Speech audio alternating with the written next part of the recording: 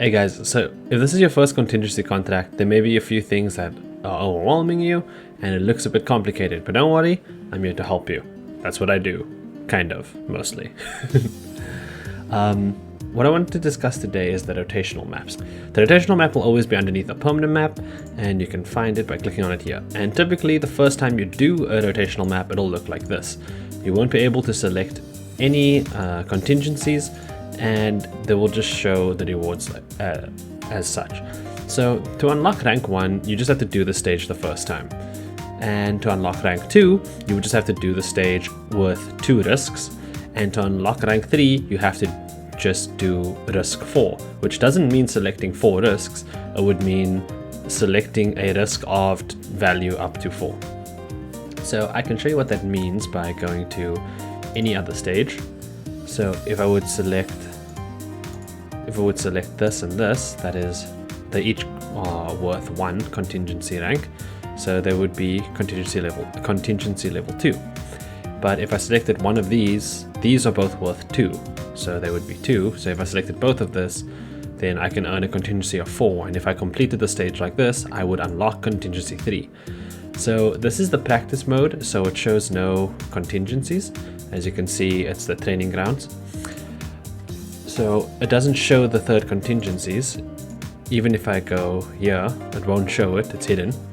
But on the rotational maps, on the day it is up, you can see the contingencies over there. Now that you know how the rotational maps work, what's the best way to approach them? I'm going to use Transport Hub as an example. So how you would typically do it is, you can, since most of the contingencies will be locked at first, you can start the stage and don't worry about anything about sanity, because all stages in contingency contract take 0 sanity.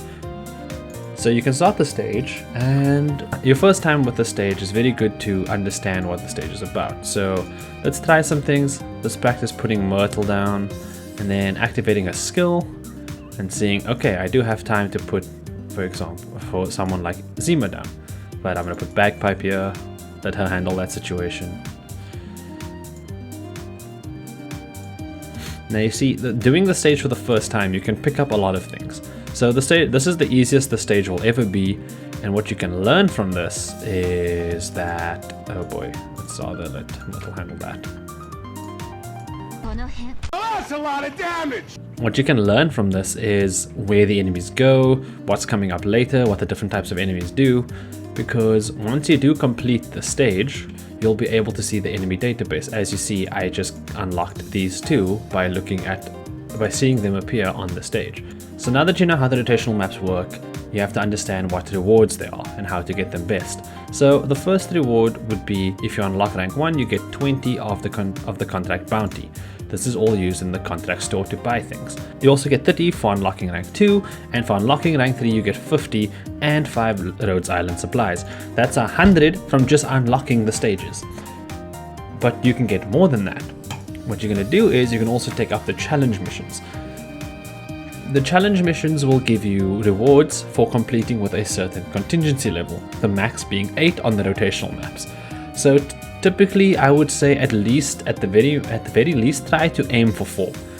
If you can do 4, that'll be good. I understand that not everyone can go past 4, and sometimes for certain maps some people can't even do 4. Try to at least go for 4 so that you get this operation agreement. This operation agreement will be used to unlock contingencies on the main map. Another important thing I do want to point out is there is a challenge special contract that you can do as well. These contracts usually specify a single contingency that I would like you to take. For example, as you can see, it's still locked because I don't have it yet, but typically what you can do is select just that contingency and then do it. The reason I would suggest selecting just that contingency, especially if you're a new player, is that is typically the hardest contingency, most of the time at least.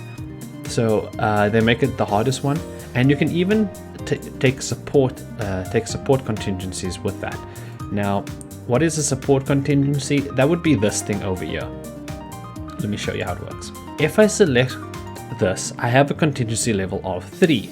But if I select the support contingency, suddenly my level drops to 0. That's because if you're using a support contingency, you don't gain contingency level at all, no matter how many contingencies you take. So this should never really be used. The only time it should ever be used is if it says available support. Of course, you can always do the stage with it on just for fun. I mean, plus 100% attack to all friendly units. That sounds like a fun time. There's some interesting things you can do with all these, and I plan to make a video on it. I think I already did make a video on it for last contingency. Meanwhile, with that, you gain 40 plus the 100, and then 20, 18, 16, 14, yeah, but I don't know, an amount. Math is hard. So there you go. That's how you're going to do the rotational maps. That's how you approach them. If you ever have any difficulty with them, you can always ask around. You can ask in the comments section below. I'll be happy to help answer things. You can join my Discord. There's a ton of people there, and they'd be happy to help you with any of your contingency problems. If this guide was helpful, please feel free to leave a like. Like I said, Discord is down in the description. If you want to see more videos from me, subscribe. I have a lot of other content that you can check out while you're busy grinding away at your at contingency. They're short, they're sweet, and they're very funny. A lot of memes in them, unlike this video, which is weird. It's gonna be weird not having memes in my video for once. But yeah, thank you so much for watching. I hope your contingencies go great. Love you all, goodbye, and good night.